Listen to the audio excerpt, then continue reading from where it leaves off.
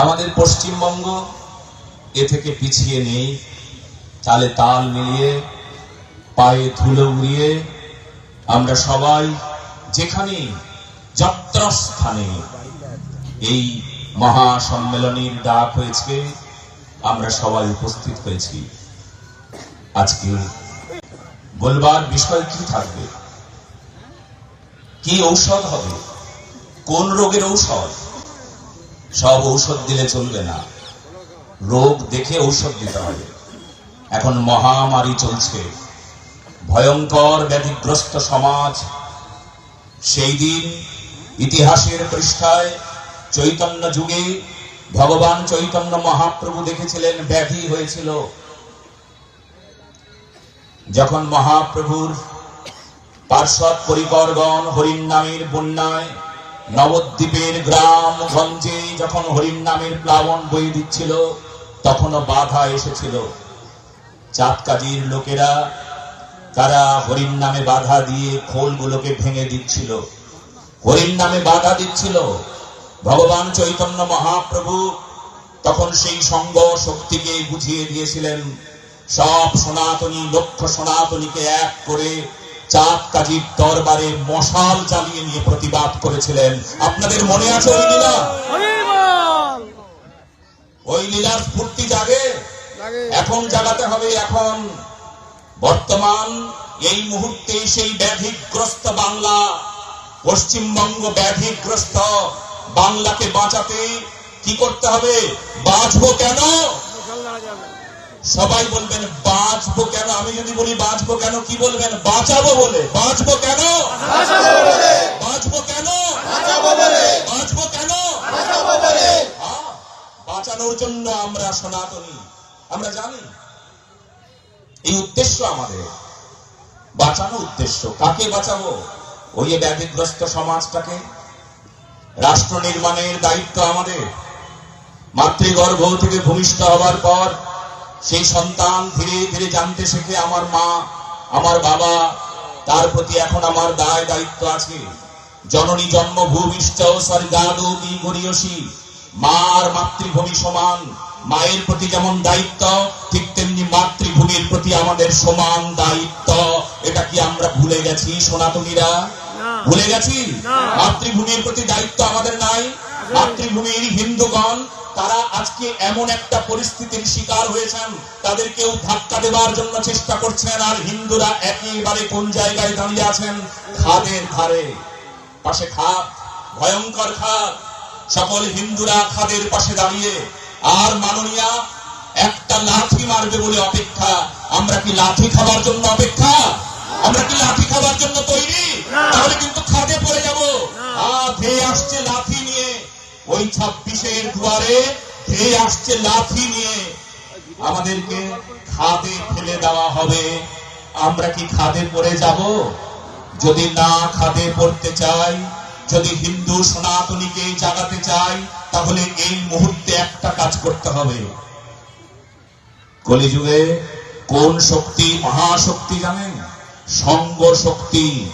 হাতে হাত ধরবো এবার আমরা এখন কোন রকম ভেদ জানি না। এখানে আমি দেখতে পাচ্ছি গৌরীও আছেন, আমি দেখতে পাচ্ছি শাক্ত, শৈব, গণপতি সবাই আছেন, আমি দেখতে পাচ্ছি রাম ভক্ত আছেন। আমি যখন এই রাস্তা দিয়ে আসছিলাম তখন জয় শ্রীরাম বলছিল। আরে হরে কৃষ্ণ বলবে, আমরা সকলে জানি। আমরা যখন বৃন্দাবনে থাকি, মায়াপুরবাসী সবাই হরে কৃষ্ণ বলে। হরে মানে রাধা আর কৃষ্ণ মানে কৃষ্ণ, কিন্তু তারা হরে কৃষ্ণ বলে। আর আমি যখন এই পথ দিয়ে আসছিলাম, আমাকে দেখেই সবাই জয় শ্রীরাম বলছিল। তার মানে এখানে রাম ভক্ত আছে, কৃষ্ণ ভক্ত আছে, রাধা চরণে অনুগত আছেন, গৌর ভক্তজন আছেন। আজকে অদ্বৈত সপ্তমী, অদ্বৈত প্রভুর শ্রী চরণে যারা সেবা নিয়ে বসে আছেন, এই পবিত্র অদ্বৈত জন্ম জয়ন্তীকে আরোগ্য জন্ম জয়ন্তী বলা হয়। অর্থে আমাদের আরোগ্য প্রয়োজন। এই জন্য আমরা সবাই একসঙ্গে হয়েছি। ব্যাধি হয়েছে তো এইবার আরোগ্যের প্রয়োজন। না না না না, এই ব্যাধিটা শরীরের ব্যাধি নয়, এই ব্যাধিটা মনের ব্যাধি। এই ব্যাধিটার নাম দুর্মতি। দুর্মতি কেন? দুর্মতি কিসের জন্য? হিন্দুদের দুর্মতি কোথায়? অন্যদিকে মুখ কেন? একজন বলল ওই সূর্য ওঠা দেখবো বলে আমি এই দিকে দৌড়চ্ছিলাম। কোন দিকে দৌড়চ্ছ তুমি? আরে পশ্চিম দিকে মুখ করে দৌড়চ্ছ কেন? দৌড়তেও তো হবে না, এই পূর্ব দিক সূর্য ওঠে, এই দিকে শুধু মুখটাকে একটু ঘুরিয়ে দাও, তাহলেই তুমি সূর্য ওঠা দেখবে। কিন্তু মানুষ কি করছে? সূর্য ওঠা দেখবে বলে পশ্চিম দিকে মুখ করে দৌড়চ্ছে। হায় রে হায়, কোথায় মতি? যেখানে ধর্ম নাই সেখানে মন, যেখানে সত্য নাই সেখানে মন, যেখানে লোভ সেখানে মানুষের আকর্ষণ। লোভে পাপ, পাপে মৃত্যু জানি, কিন্তু লোভের সঙ্গে সংগ্রাম যারা করে তারা গীতা জানে, গীতা মানে। গীতাকে তারা হৃদয়ে নিয়েছে, গীতাকে কেবলমাত্র কণ্ঠস্থ মুখস্থ করে নাই, গীতাকে হৃদয়ে নিয়েছে, চেতনাকে হৃদয়ে নিয়েছে। আর যে হৃদয়ে নিতে পারে, চরিত্রে নিতে পারে, সে কিন্তু কোনোদিন উল্টো পথে, উল্টো কথায়, উল্টো দিকে থাকে না।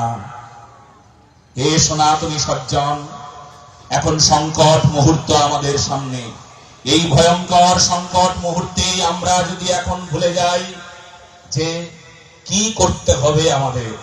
আগুন তো আমাদের লাগেনি, আগুন লেগেছিল ওই বাংলাদেশের কয়েকজনের উপরে। বাংলাদেশের ওই দীপুচন্দ্র দাস আর কয়েকজন, তাদের উপর আগুন লাগে, আগুন লাগায়, এখনো আগুন লাগাচ্ছে। কিন্তু আমাদের তো এখনো লাগেনি, আমাদের গায়ে এখনো আগুন ধরায় নাই। হে সনাতনী সজ্জন, আগুন আপনাদের গায়ে ধরায় নাই, কিন্তু সময় আর বাকি নাই, আর কিন্তু অবশিষ্ট সময় নাই। কিছুক্ষণ আগে আমাদের একজন মাতাজি পূজনীয়া বড় সুন্দর ভাবে নারী আন্দোলনের কথা বলছিলেন, নারী পক্ষের কথা বলছিলেন।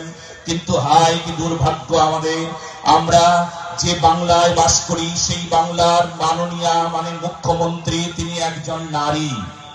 এই দ্রৌপদী অন্য দ্রৌপদীর বস্ত্র হরণ করে, আমরা এটাও দেখতে পেয়েছি। কিন্তু কি দুর্ভাগ্য আমাদের, এটা আমাদের লজ্জা। মহাভারতে দ্রৌপদীকে বস্ত্র ধরে টেনেছিল, মহাভারতে দ্রৌপদীকে যখন তার লজ্জা নিবারণ করতে ভগবান কৃষ্ণ এসেছিলেন আর সবাই মাথা নিচু করেছিলেন, সেই দিন কিন্তু দ্রৌপদীর লজ্জা নিবারণ করেছিলেন ভগবান। আজকে লজ্জা নিবারণ করতে হবে, নারীর লজ্জা। কি অবস্থা একবার ভেবে দেখুন তো। বেলডাঙ্গার দ্রৌপদীর কি দোষ ছিল? কি দোষ ছিল দ্রৌপদীর? একজন সাংবাদিক সত্য কথা বলে, সত্য বলা, সত্য বার্তা দেওয়া সাংবাদিকের বিশেষ ভূমিকা। সে সাংবাদিকের ওপরে চড়াও হলেন, সাংবাদিকের পা ধরে টানলেন, চুল ধরে টানলেন। আমাদের বাংলায় দ্রৌপদীকে আজও এমন ভাবে নির্যাতিতা হতে হয়। বাংলায় দ্রৌপদীকে প্রতি মুহূর্তে ধর্ষণের খবর দিয়ে কত দ্রৌপদী ধর্ষিতা হয়। এটা বাংলার ছবি, আমাদের পশ্চিমবঙ্গের ছবি, না না বাংলাদেশের ছবি নয়। তার মানে পশ্চিমবঙ্গ বাংলাদেশ হতে চলেছে। হরগোবিন্দ দাস, চন্দন দাস, এ তো আমাদের ঘরের কথা, এ তো পশ্চিমবঙ্গের কথা। হায় হায়, বাংলার কি দুর্ভাগ্য। বাংলার দ্রৌপদীরা কাঁদে, তবুও কিছু কিছু দ্রৌপদী আছে যারা লোভে পড়ে এখনো ভান্ডারের কথা চিন্তা করে। আমার টাকা আসবে মাসে মাসে, লোভে পড়ে তারা নিজের ধর্ম শেষ করে দিতে চায়, নিজের অস্তিত্বকে শেষ করে দিতে চায়, নিজের রাজ্যটাকে তারা বাংলাদেশ বানাতে চায়। মা, আমি বলবো ভান্ডারে টাকা আসে, তোমরা টাকাটা নেবে। আমি বলবো না নেবে না, মাসে মাসে যে টাকাটা আসে সেটা তোমরা নেবে, বেশি বেশি করে নেবে, নেবে নেবে নেবে। কারণ কারোর বাপের টাকা না, এটা মাথায় রাখবে। কারোর বাপের টাকা না, তোমারই টাকা তোমার ভান্ডারে আসছে। কিন্তু জেনে নিও, টাকা নেব, সত্য বলবো, ধর্মের সঙ্গে থাকবো, গুরুদেবের সঙ্গে থাকবো, শাস্ত্র যা বলে শুনবো, ধর্ম যা বলে শুনবো। কখনো কোনো সময় ধর্মের বিপক্ষে থাকবো না। টাকাও নেব, ভান্ডারে টাকা আসবে, ওটা নেব। আর আমার মত ওই পথ। কোন পথ? সত্যের পথ, ধর্মের পথ। যে ধর্মের পথ ভগবান রাম দেখিয়েছেন, ভগবান কৃষ্ণ দেখিয়েছেন, বাংলার মাটিতে ভগবান চৈতন্য মহাপ্রভু যে মত পথ দেখিয়েছেন, বাস সেখানে আমার মন মতি ঠিক রাখবো, ভান্ডারে টাকা নেব। আজ দ্রৌপদীর কি অবস্থা একবার ভাবো। লোভের সঙ্গে এখন পাঞ্জা লড়তে হবে আমাদের, উপায় নাই। ধর্ম রসাতলে যেতে বসেছে, শুধু বাঁচার একটাই উপায়, এইবার রুখে দাঁড়াতে হবে, রুখে দাঁড়িয়ে প্রতিবাদ করতে হবে, প্রতিরোধ করবার জন্য শক্তি নিতে হবে, শেষে প্রতিশোধ নেব। এত বড় ক্ষমতা সকল সনাতনীর আছে, কারণ সনাতনী কি বলেছেন জানেন? এই তো বৈষ্ণব সাহিত্যের ভাষা, ব্রহ্মাণ্ড পারিতে শক্তি ধরে জনে জনে। হে সনাতনী সজ্জন, যারা গৌরীয়জন, যারা বৈষ্ণবজন, সবাই জানেন এক একজন শক্তিমান শক্তিধর। এত শক্তি আছে এনাদের হৃদয়ে যে ব্রহ্মাণ্ডকে শাসন করবার ক্ষমতা কোথায়? কেবলমাত্র বাংলা ভারত নয়, ব্রহ্মাণ্ডকে শাসন করতে পারে একজন সাধু সন্ত মহাপুরুষ, এত বড় ক্ষমতা আছে। কাজেই আপনারা ক্ষমতাশালী। ক্ষমতা কখন হয়? ক্ষমতার দুর্ব্যবহার করলে নির্মমতা গ্রাস করে, ক্ষমতার দুর্ব্যবহার করলে নির্মমতা গ্রাস করে। নির্মমতা কখন আসে? নির্মমতা তখন আসে যখন আপনি লোভে পড়েন, তখন নির্মমতা গ্রাস করবে। কিসের লোভ আপনার? আপনার তো কোনো লোভ নাই, আপনি তো রাষ্ট্রবাদী, আপনি তো দেশের কথা ভাবেন, আপনি তো সমাজ দেশ রাষ্ট্র গঠনের জন্য আপনি আপনার জীবন সমর্পণ করেছেন। এই তো ভারতীয় সংস্কৃতির ভাষা। ভারতীয় সংস্কৃতিকে যারা ভালোবাসেন, সেই সংস্কৃতি যার জীবনের সমস্ত পাথেয়, তিনি কি করবেন? তিনি কখনো স্বার্থ জানেন কি? চৈতন্য চরিতামৃত প্রারম্ভ হলো কৃষ্ণদাস কবিরাজ গোস্বামীর লেখায়, ভারত ভূমিতে হইল জন্মজাত, স্বার্থ ভুলি করো পর উপকার। স্বার্থ ভুলে পরের উপকারে লেগে যাব, এটাই আমাদের একমাত্র কথা। ভগবান চৈতন্য মহাপ্রভুর যদি আদর্শ মানি, যদি ভগবান চৈতন্য মহাপ্রভুর মত পথে আমরা বিশ্বাসী হই, তাহলে কেবলমাত্র একটা জায়গায় সীমাবদ্ধ আমরা নই। আমরা বিরাট ভগবানকে জানি, যে ভগবান রাম, তিনি চৈতন্য মহাপ্রভু, তিনি রাবণকে নিধন করেছেন। জানি রাম আদি অবতারে ক্রোধে নানা অস্ত্র ধরে অসুরের করিল সংহার, এবে অস্ত্র না ধরিল কাউরেও না মারিল, প্রেম চক্র দিল সভাকারে। ভগবান চৈতন্য মহাপ্রভু এবার অস্ত্র ধরেন নাই, কিন্তু নাম ধরেছেন। নামের সঙ্গে আবার প্রতিবাদী কণ্ঠস্বর কম ছিল না তার। সেই ভগবান চৈতন্য মহাপ্রভুর যে একতার বাণী, সেই একতার বাণীকে আমরা কি কখনো কোনো সময় লক্ষ্য করেছি? আজকে এখনো আমরা জানি, আমরা নিজেদের মধ্যে এত এত ভাগাভাগি। উনি গৌরীয়, উনি মনে হয় গৌরীয় নন। মহাপ্রভুকে ভালোবাসেন, উনি গৌরীয় নন।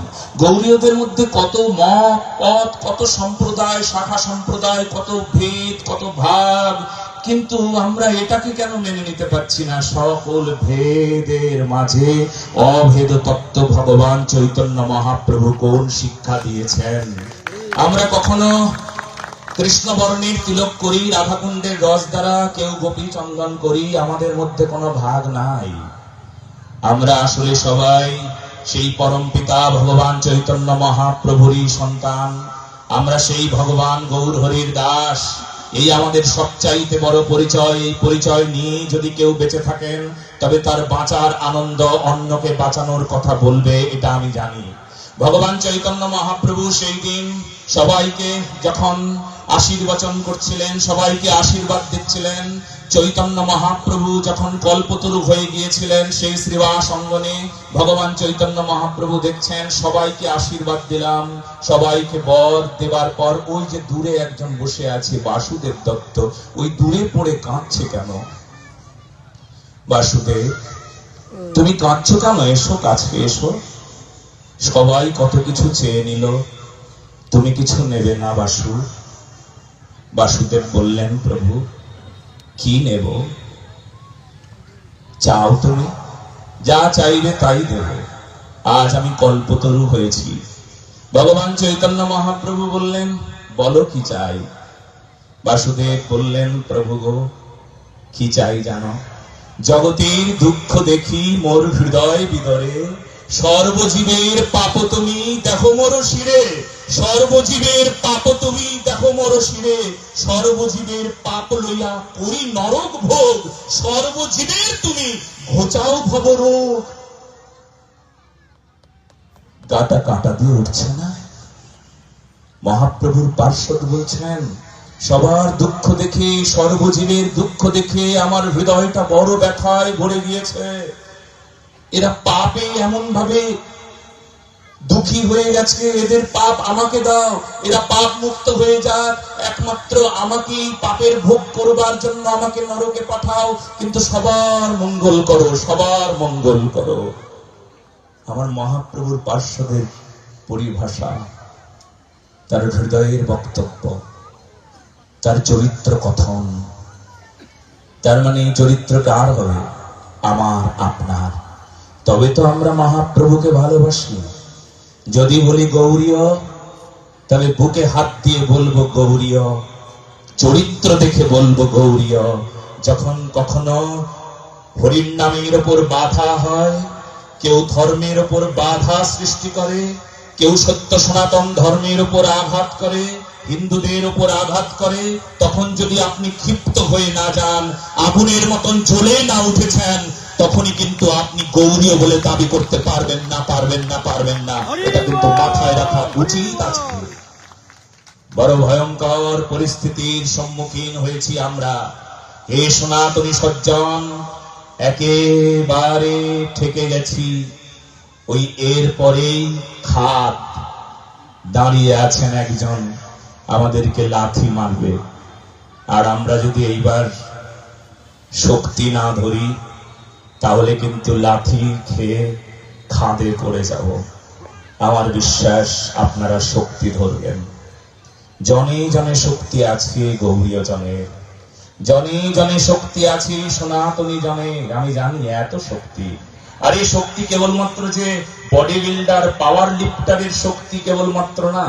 পাওয়ার লিফটার তো ওজন উত্তোলন করে, আর আপনারা সমাজকে উত্তোলন করেন, দেশকে উত্তোলন করেন, রাষ্ট্রকে উত্তোলন করেন, ধর্মকে ধরে রাখেন। হ্যাঁ, এত বড় শক্তি আছে আপনাদের। আপনারা ওই পাওয়ার লিফটারের মতন এত কম শক্তি নয় আপনাদের। আপনাদের সেই শক্তি এবার আপনাদের সমাজটাকে তুলে ধরতে হবে, রাষ্ট্রকে তুলে ধরতে হবে। এই গর্জন শুধু আমার গর্জন নয়, এই গর্জন সমবেত গর্জন হবে।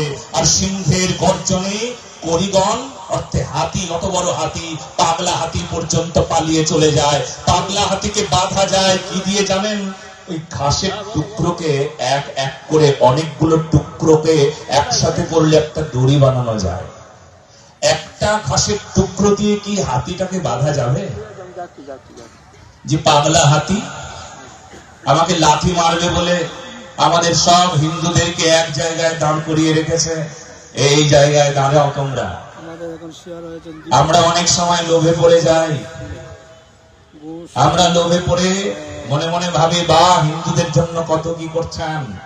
পশ্চিমবঙ্গে ওই উত্তরবঙ্গ থেকে শুরু করে দক্ষিণবঙ্গের সেই ওটা কি নিউ টাউন, আর এদিকে উত্তরবঙ্গের মহাকাল, বাপরে কত কত উপকার করলেন, কত মন্দির উদ্ঘাটন করলেন, হিন্দুদের পক্ষে হয়ে কত কিছু করছেন।